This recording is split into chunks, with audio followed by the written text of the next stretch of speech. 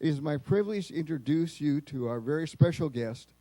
Before we meet her, I would like to set the scene.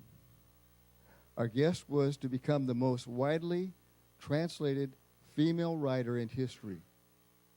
However, because of her deeply spiritual nature of her work and ministry, she has been disproportionately put up, put down, quoted, misquoted, and worst of all, just flat ignored.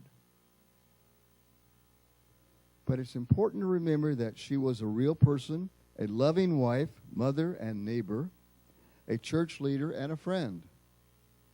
She was far ahead of her time in matters of health and family. What's more, all who knew her spoke of her big heart and her love for God. The year is 1910. It is a time of great change in America. It is the first time that the United States would be considered a world leader. The average salary was $750 a year. Most men lived to be 48 years of age, the average. And women averaged 51 years of age. A loaf of bread cost, what? 5 cents. Very close. In fact, I think it stuck 5 for about 20 years, as I remember someone quoting it earlier than this. During this time, Teddy Roosevelt became the first U.S. president to ride in an airplane, 1910. It is also during this time that the Seventh-day Adventist Church began to grow, expanding to the southern states. That was just over 100 years ago, in which the courageous, visionary pioneers wrote the first chapters of the story of our church. Let's meet our first pioneer, the best known and beloved of all early leaders, Mrs. Ellen G. White.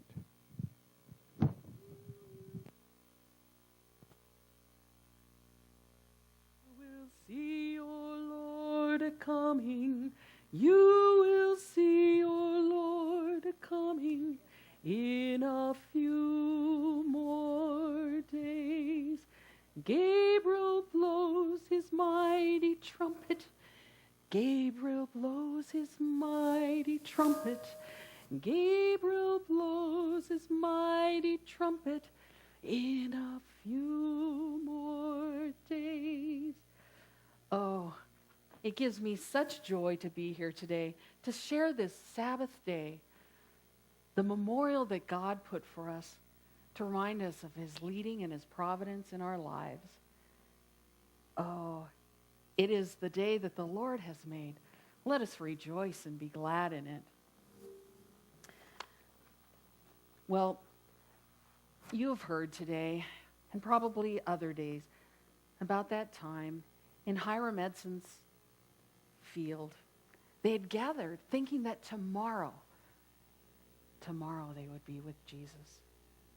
Can you imagine knowing that tomorrow you would be in God's presence? The end of suffering and sin. Tomorrow. And as they prayed earnestly, knowing that tomorrow they would be with God. Many had sold their possessions. But as that early morning light broke through and they knew this was not to be the day, can you imagine their great disappointment? It may have taken several years, but out of that great disappointment, my brothers and sisters, grew a wonderful hope. And our church, your church, was born. The work hadn't reached to the south because of the Civil War, but it had gone all the way to the west. My son had come to me and said, "Mother, I have an idea. We should build a boat." Oh, he was industrious and tenacious. He gave me the plans, and we built a boat. We called it the Morning Star, and we carried African Americans down the Yazoo River, down to the newly established Oakwood Industrial Institute. There was a chapel. There was some rooms for the workers. And as we went along, we told people of our great truth. And still, they established little churches. And I believe they're here. They're growing along the river. Well, one of the early things that we learned, and we were shown time and time again, is just how faithful God is. You know, I remember even as a child, I was one of 8 children. My sister Elizabeth, my mother would send us out to collect hickory nuts. And not, hickory nuts, they grow on trees. You'd think that's where you'd collect the hickory nuts. Oh no, my mother would say, don't take them off the trees. Don't take them off the ground. Find where the squirrels have hidden them and then bring them to me. Well, I wasn't sure that was such a fair exchange. So I would take little bits of corn or whatever grain I could find and wrap it in a little cloth and put it in where I took the hickory nuts from the squirrels, hoping they would feel that was fair. I loved animals. It came time, I remember, for James and I to find a new horse, to lead us up into the very top of Maine and into Canada. Well, as I was sleeping, God showed me the horse that we were to have.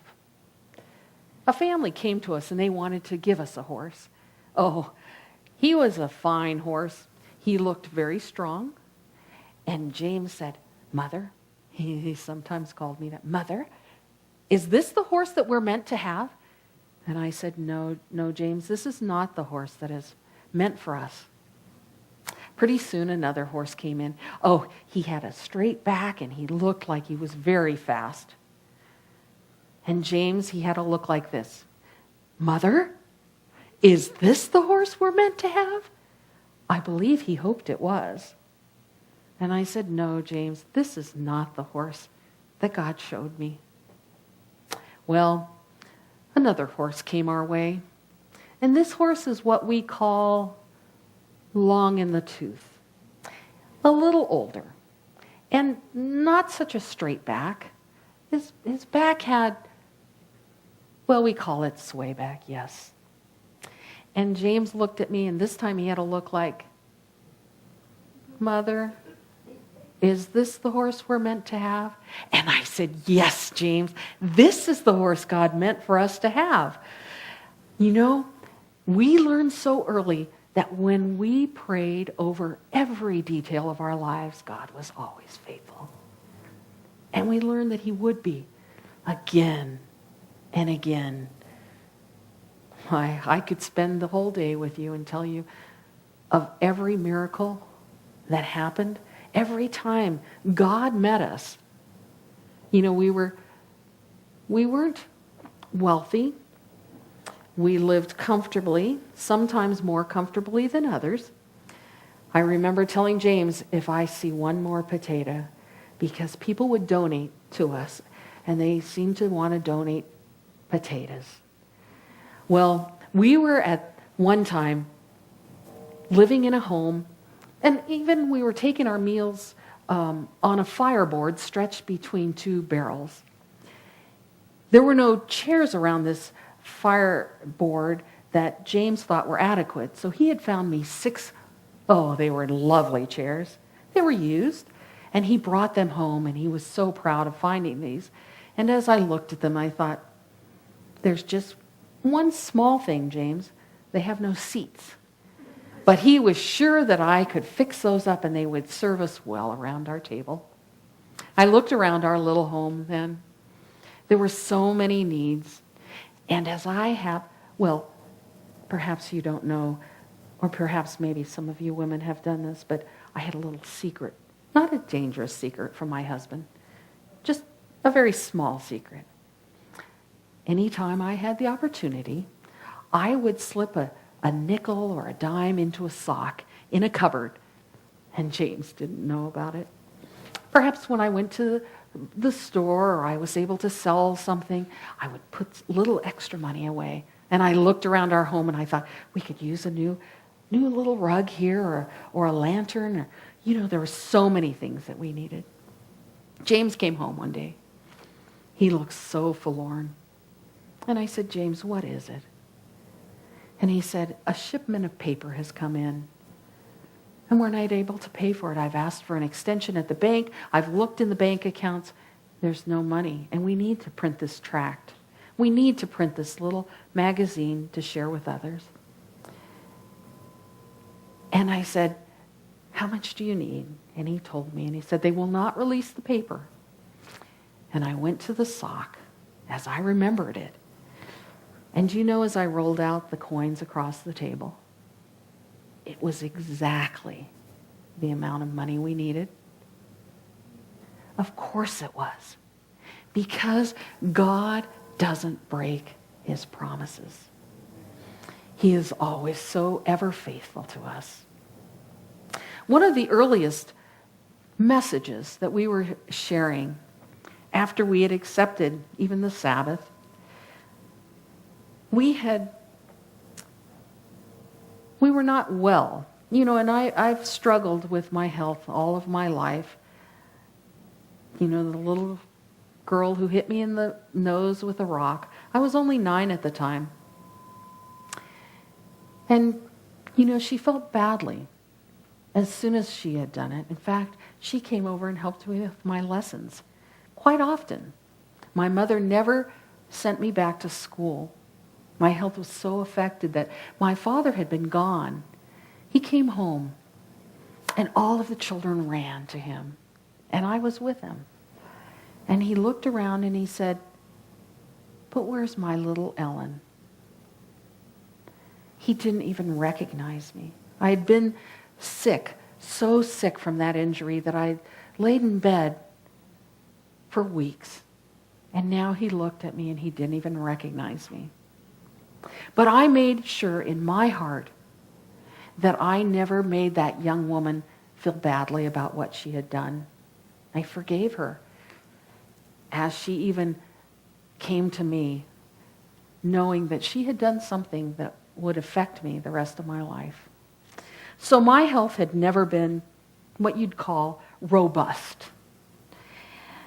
But we had come to a point in our lives, we were preparing a tract called How Shall We Live? And I'm afraid that James was the sickest of us all. In fact, they came to call us not the Seventh-day Adventists, but the Seventh-day Invalid Party. That's how sick we were. It's not a very good testimony to what we were trying to portray. Well, we retreated to Dr. Jackson's sanitarium. Oh, they had so many wonderful things there. They had water treatments. They had exercise. They had many elements of the health message that we believed we should be upholding. But there were things there that I could not abide. There was dancing and card playing and, worst of all, idleness. I spoke to some young friends the other day, and I was talking about idleness, and they said, I know what that is. It's when you have an idol in your home. And I said, well, not this time. This is when you just sit still. And they were, they liked that word. Well, we knew that if we were to have a message and be able to support our message, that we would absolutely have to establish our own institutions, our own sanitariums, because we knew besides the elements that they had, we needed the divine power. I had said that in the place of one doctor, all of the other doctors, if we had one doctor who believed in that divine intervention, one doctor in the place of thousands, many lives would be saved. There were bloodlettings. There were things that, we didn't build our sanitariums at first because we thought people would look at us and say, they do not believe that God is coming soon. They do not believe in the advent. But it became clear that we must establish our own health institutes. And so by God's grace, we opened up in Battle Creek, Michigan, a sanitarium where our young people could be trained, where they could learn about our health message, where we could treat people, not just their bodies, but their minds and their souls, and leave them with a thirst for Jesus Christ. And while we're speaking of our health message, well, I remember sitting up on a little hill in a place called Loma Linda, California, sitting up on top of that hill and telling the folks, this is the place we are meant to be. This is the place. Now, there are several times when the Lord would tell me certain things that we needed. Fresh water, good air, the city away from us. But this time, and several times, he said directly, this is the place we are meant to be. And again, we knew to listen because we knew of his faithfulness to us. It came the time that a gentleman had paid the deposit, but it came the time when we needed to give more money to secure this land. We had just established Glendale and Paradise hospitals, and the money just wasn't there. But I knew we needed to step forward in faith. And so they said, we're going to have to let the land go, sister. And I said, go to the postal service one more time. Just check one more time. And you know how the story goes, because he's been faithful. He has been faithful. When he says who he is who he is. They went to the post office. They picked up the envelopes. They came back. They opened the envelope, and there was exactly the amount of money, $5,000, to pay them so that we could have a place that we could train medical missionaries. Loma Linda. This is the place we are meant to be. I wonder how many times we trust God with every detail of our lives. Do we trust him to pick out a horse for us or a mate? Do we trust him to tell us the jobs to take? Oh, my brothers and sisters, he has ever been faithful. Ever so faithful. There were miracles that have happened in my life where I've seen God's hand so many times. There were times when I wasn't able to stand up and speak. They would bring me on a little couch. But as it came time, the Lord gave me the strength, and I was able to stand in front of many and be heard because his Spirit was speaking through me. Even Charlie, our horse Charlie, was a miracle, from the smallest to the largest details.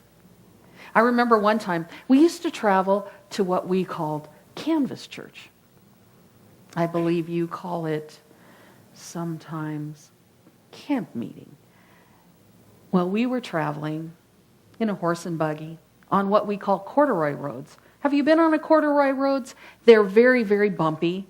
And we'd hit a big bump and we'd say, "Thank you, ma'am," because it just was very jolting. Well, someone wanted to bless our family, and so they gave us tickets to ride on the train. We were headed to Michigan. And as James and I settled down, this was a luxury. To be able to travel by train, maybe have a little sleep.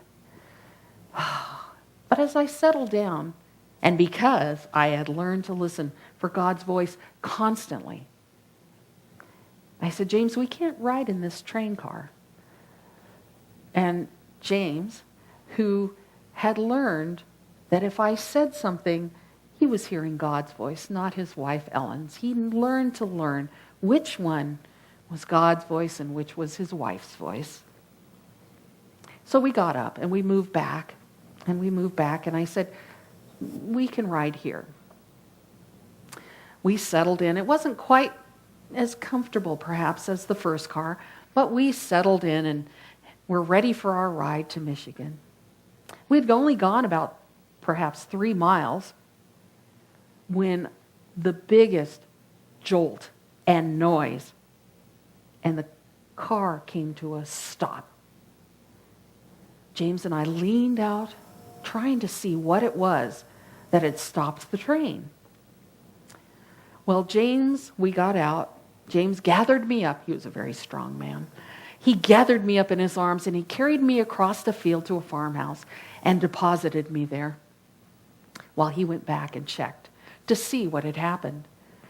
And there had been an oxen who had decided to lay down right on the train tracks. And the train had hit the ox and now lay in a ditch, in a gully, in many pieces. And the car that we were to be riding in was there. We learned to listen to God's voice. Because, again, He was ever so faithful. Excuse me.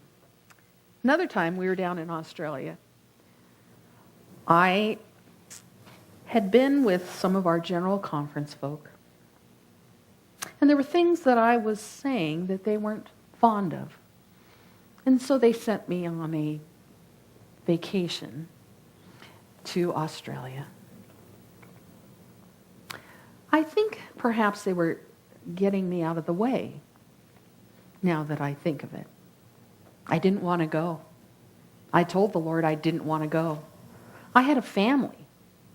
I had children. I had things to take care of. But He said, go. I'll take care of your family. And I knew, again, to listen to His voice. And so I went to Australia.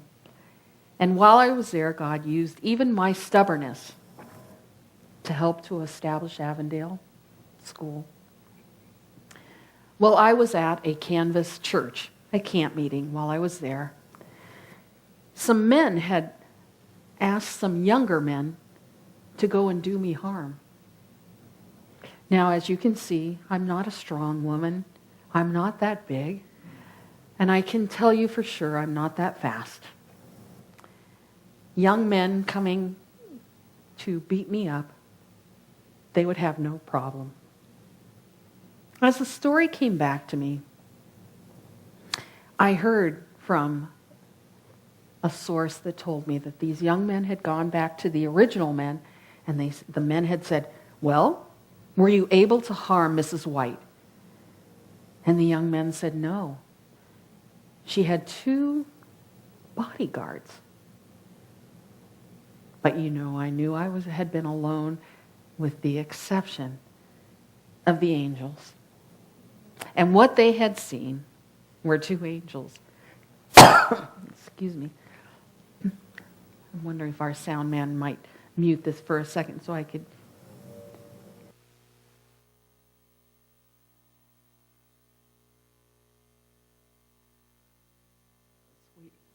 I don't have the luxury of this at camps that I go to very often.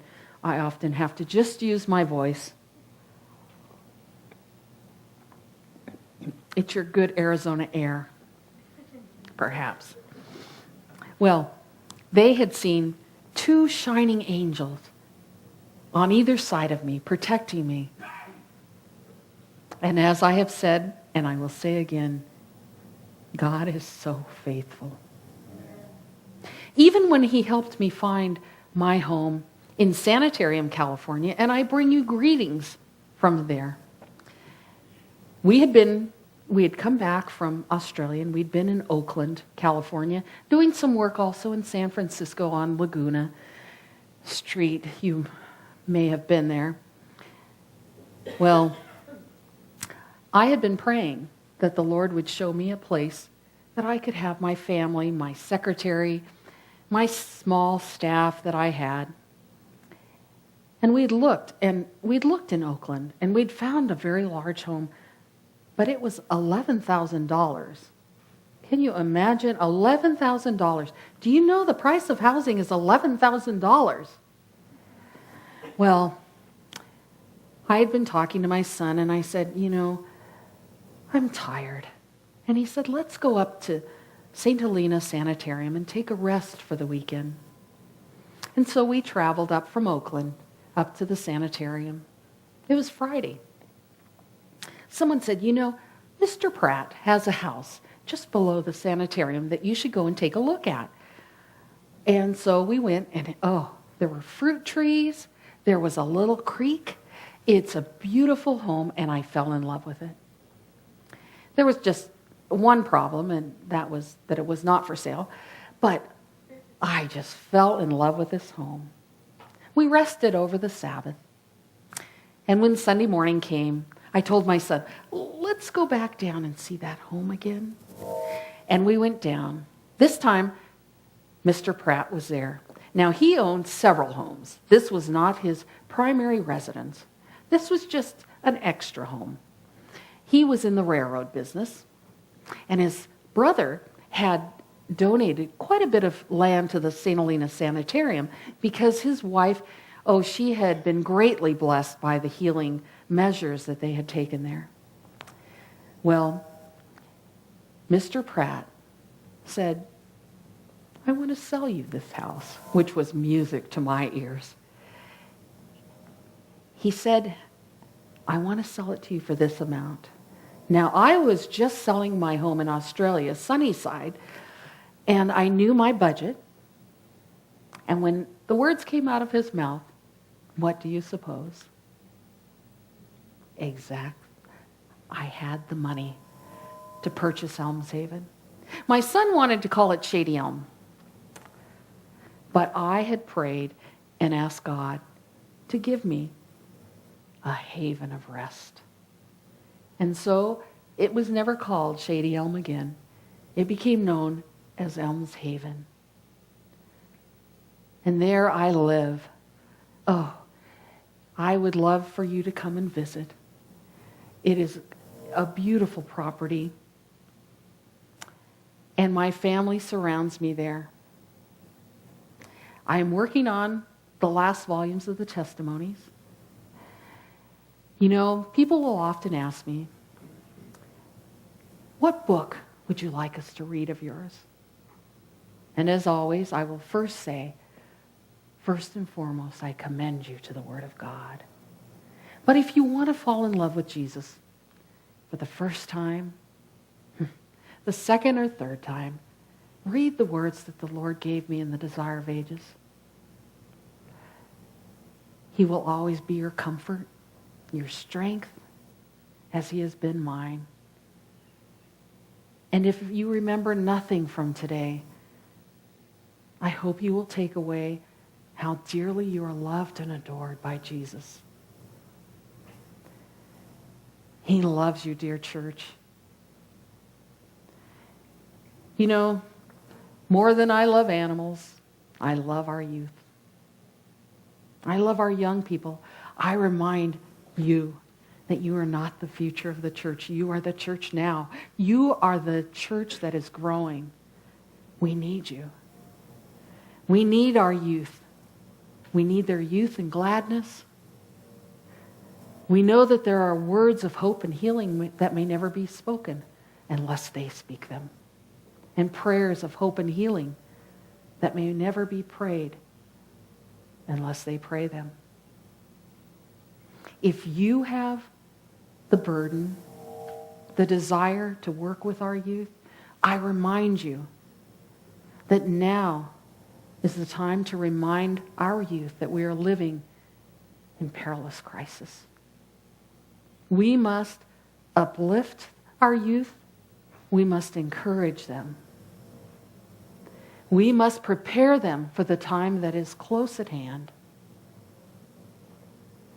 With such an army of workers as our youth might furnish, how soon the end might come. The end of suffering and sin, how soon in the place of a possession here, we might provide for them a heavenly home. They are such a valuable part of our church and of the work that is ahead for us. In ages of spiritual darkness, the church of God is as a city on a hill. From age to age, through successive generations, the pure doctrines of heaven are unfolding within its borders. Enfeebled and defective as it may appear, the church is the one object upon which God bestows, in a special sense, his supreme regard. My brothers and sisters, hear these words. It is the theater of his grace. It is the theater of his grace upon which he delights to reveal his power to transform hearts. The theater of his grace. In ages such as we're living in now, just prior to the return of Christ, we must be as that of John the Baptist. We must be willing to behold Christ and lose sight of self. God calls for those who will prepare a people to stand in the great day of the Lord.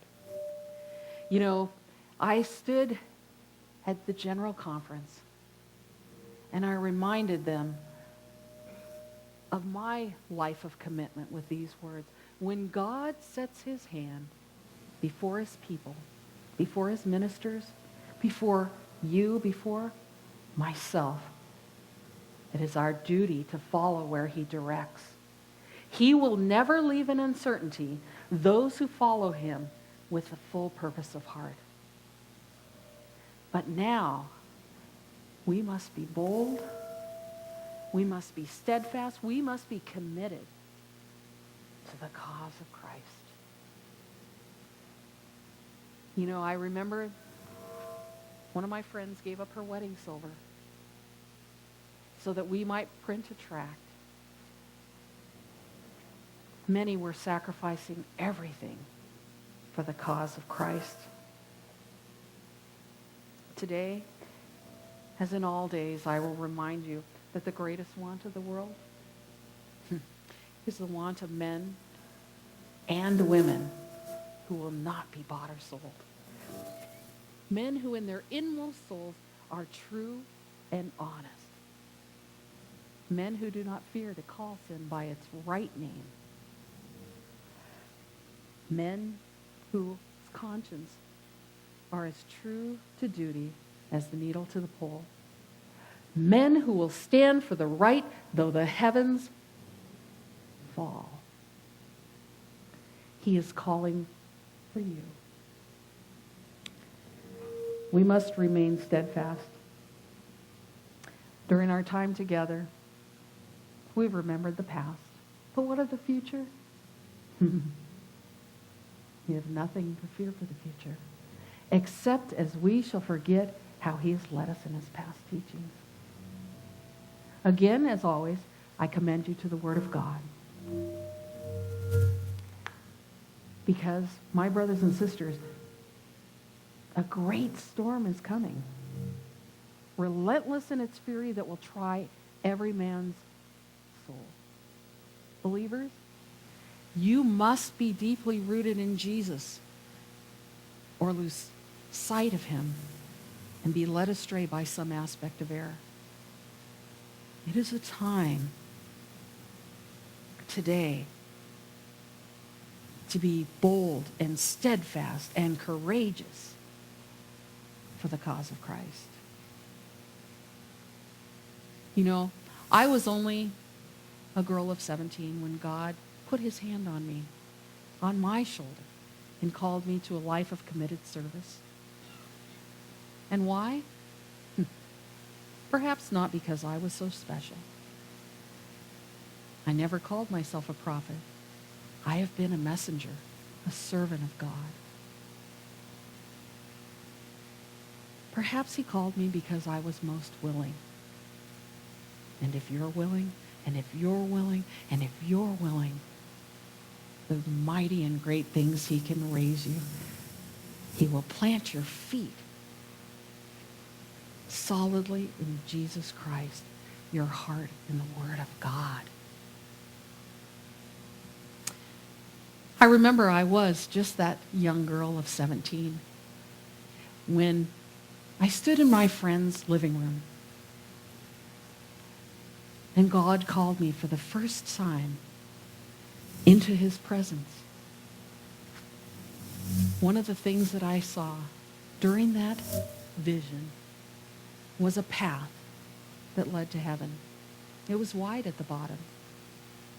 But as we traveled up the path, and the path became more and more narrow, those who did not keep their eyes on Jesus fell aside. But those whose eyes stayed and were steadfast on Jesus, we made it safely home. I saw heaven. I saw the glories of heaven. And then I saw Jesus. Jesus. But all too soon, an angel bore me gently, so gently down to this dark world. Sometimes I think I can stand it here no longer, for I've seen a better land. Oh, that I had wings like a dove, for then would I fly away and be at rest.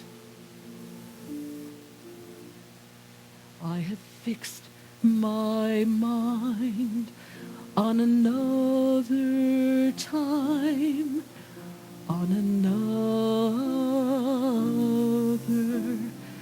time. For here I mean to stand until God gives me more light.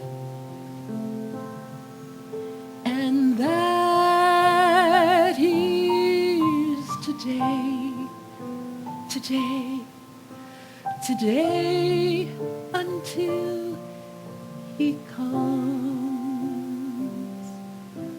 I have fixed my mind on another time, on another time.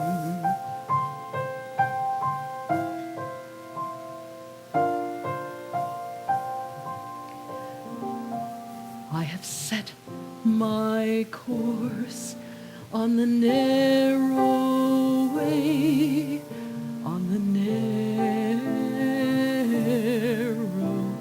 way. For I know the time is close at hand, for which I watch and pray. And that is today, today, today until he comes. I have set my course on the narrow way, on the narrow way. Even so, come, Lord, quickly. Oh, this is my fervent prayer. For I've caught a glimpse of glory, and I'm longing to be there. For I've caught a glimpse of glory, and I'm longing to be there.